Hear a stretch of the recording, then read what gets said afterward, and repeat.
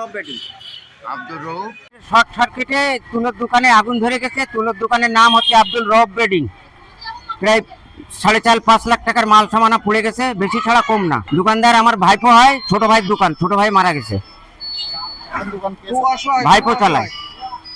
আগুনের সূত্র হয় কিভাবে? শর্ট সার্কিটে, কারেন্টের তারে। কারেন্টে শর্ট খেয়ে আগুনটা ধরেছে।